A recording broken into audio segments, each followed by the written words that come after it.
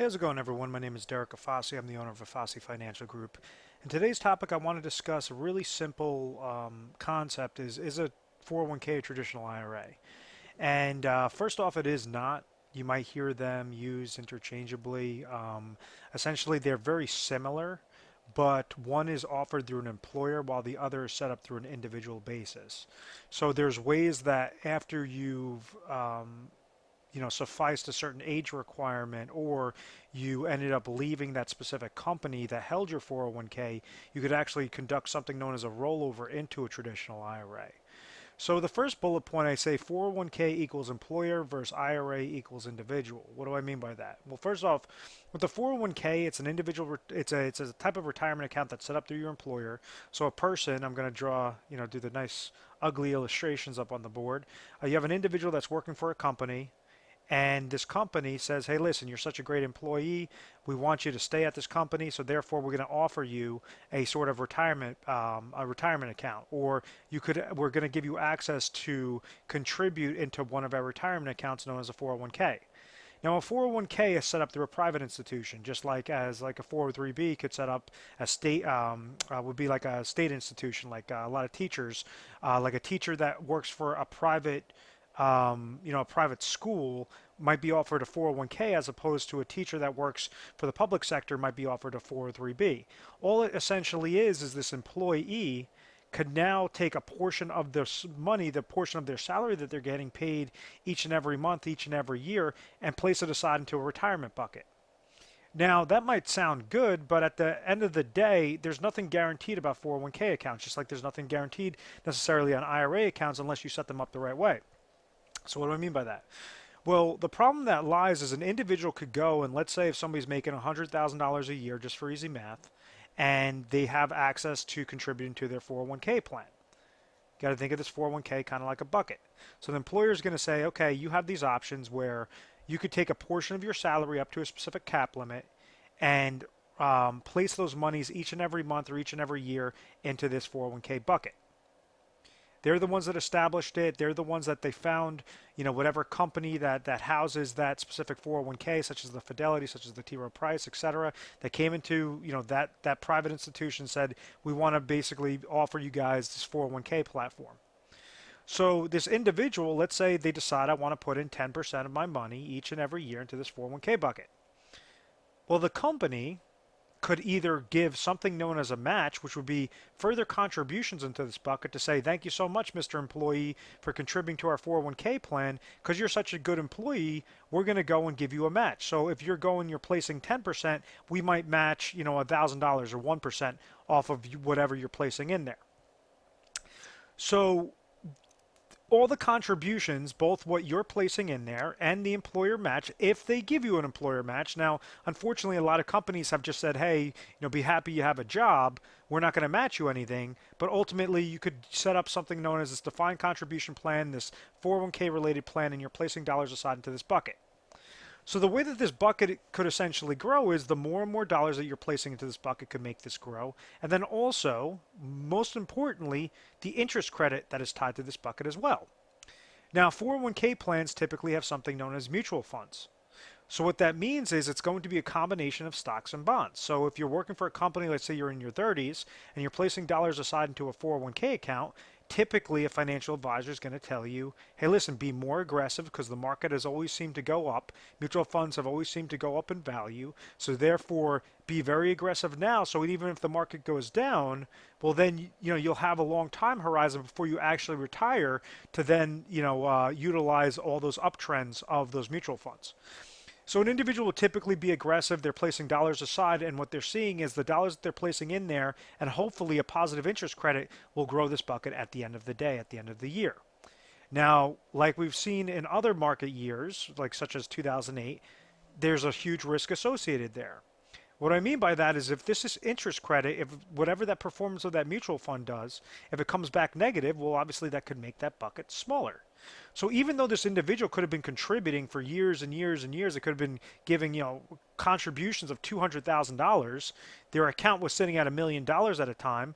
Well, if this mutual fund performance decides to, go down, let's say it gets hit by 50% or 10%, whatever that case may be, let's say it was 50% like it was in 2008, Well, then at the end of the day, it didn't matter how much more they contributed into that plan.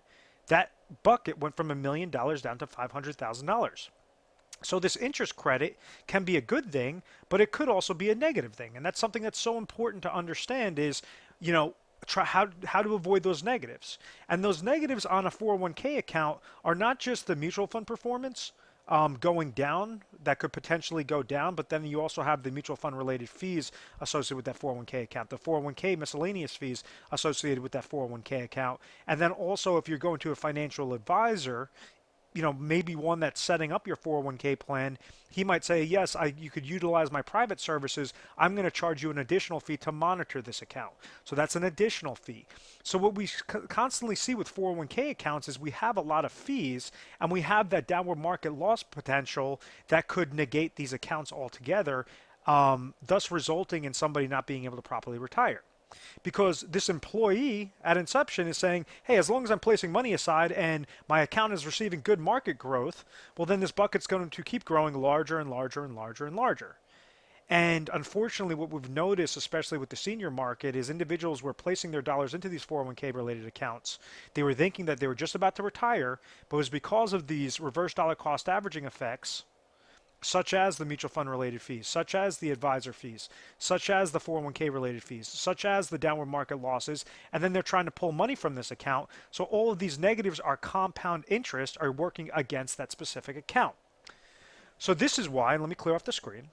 This is why individuals have not been able to properly retire, because they were throwing their dollars at risk. They were throwing their dollars at something that could potentially go down. Now understand, a 401k could be a great thing, especially if you have a very attractive employer match. I typically recommend, I say, you know, you want to at least contribute what that employer matches. And the matching of a 401k is could sound complicated at times. Some people have misconceptions of it. Basically, what happens is if you're placing dollars into this 401k bucket, the company might say we're going to match you 100%. That's not going to be 100% off of every dollar that you're placing into it. That's the largest misconception. It's going to be 100% off of a specific percentage. So if somebody says, if a certain employer company says, okay, we're going to match you 100% up to 3%, and this person makes 100 grand, well, if they're placing in $3,000 into this account, well, then we understand that the employer is going to match $3,000. So essentially $6,000 is going to go into this bucket at the end of that year. Let's say this person says, okay, I understand you're giving me 100% of 3%. I'm going to go and put 10 grand into this bucket. Well, what is the company going to match them? It's not going to be $10,000, and that's the misconception. It's actually only going to be $3,000. So then essentially $13,000 would be going into that bucket. Let's say if they have a 3% match and they have 100% up to 3%, this person wants to put $1,000 into their bucket. Well, it's going to be 100% up to 3%, so therefore they would be placing $1,000 into that bucket. So it's whatever that, you know, whatever 100% or 50% up to a specific match contribution. So that's, I hope that that tackles the concept of the match. So that's why a 401k is good. You know, it's at least allowing people to set something aside for retirement, and then also if that employer gives an attractive match, I mean that's free money. You should at least, you know, utilize that free money, or that's at least my recommendations on it. The downside to the 401k plan, just like other types of qualified retirement accounts, are you're going to receive it's going to be fully taxable after this account has grown.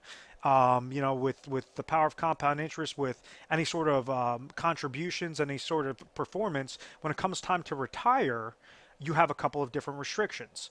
The first restriction is you cannot pull money from this account before age 59 and a half, or else you'll get hit with a penalty. Well, you get fully taxed, and then you'll get hit with a 10% penalty. And then when you do want to pull money after 59 and a half, you're going to be 100% fully taxable. So that's going to show as if it's your income for that year. So if somebody's pulling money from their 401k account, or they're pulling money from a qualified retirement account, and let's say they're 62 years old, and they already made $100,000 that year, and they decide to pull out another $50,000 that year from their qualified retirement account, well, at the end of that year, it's going to show as if they made $150,000. So that's how, when we mean fully taxable, it's showing it off of how much income that it would, you know, be on the books for that year. So sometimes people go and they'll do like a conversion, like a 401k, or qualified to, you know, Roth conversion, and they are surprised when they're getting hit with that taxation at the end of the year. So just be mindful of those couple different things. Now, an IRA is an individual retirement account. You could set this up on an individual basis, meaning they have lower cap limits than a typical 401k account, but it's going to work very, very similar. It does not offer you a match, but unlike a 401k that might give you limited fund options, like in between 5 to 15 different fund options to choose from, regarding your mutual funds, a traditional IRA could give you upwards of 300 different funds. If you go to, a random financial institution and you want to set up a traditional IRA or a Roth IRA, however that specific retirement account is established. So it just gives you more funding options, more eggs to choose in your basket to ultimately allow you to have better growth potential. But it does not give you any sort of match because it's an individual. So you're not going to be matching yourself on those specific types of plans. The problems with the 401k, obviously, it's going to be fully taxable at the end. The IRA is going to be fully taxable as well. Also, you have the limited funding options on the 401k, and then the traditional IRA does not offer any sort of match with that specific account, and it's also going to cap how much in contributions you could place in a given year. Now, the good things about a traditional IRA, and what we try to help individuals figure out, is as they're nearing retirement. So let's say we have somebody in their 50s or in their 40s, in their 60s, in their 70s, whatever that case may be, and they understand that they're either going to be leaving their employer or they've already left their employer. So now they have a 401k account that's essentially sitting on the sidelines, or they want to gear up for retirement. They know that they're going to be retiring soon. So what we could do is we try to establish different types of IRA accounts that eliminate all those different reverse dollar cost averaging aspects to make sure that you're not having mutual fund related fees. You're not having advisor fees. You're not susceptible to downward market losses. And when you want to pull out income, you could utilize certain IRA contracts that you could attach income riders to that kind of work like a personal pension plan. So something that if you understand that you want to have lifetime income go to you at a specific age, let's say you're 55 years old and you have a couple of old 401k accounts or old IRA accounts sitting on the sidelines and you're just saying, okay, I want to retire at age 65 in the next 10 years. I understand how much my expenses are going to be in retirement, or I need some help understanding how much my expenses are in retirement and how much income I ultimately need to pull from these accounts. What would be my best solution? And that's something that we try to help design. So we have access to all the different types of carriers out there, all the different types of strategies and products to make sure that you could take your existing 401ks and roll it over into properly designed traditional IRA accounts. Or if you have a Roth 401k, how to set them up in properly designed Roth IRA accounts. It has to be like-to-like terms with all of those. And ultimately, when you set up the proper IRA that's specific to your goals, well, it allows you to use the smallest amount of dollars into these specific types of IRA contracts, but as much as necessary that will accomplish your goal.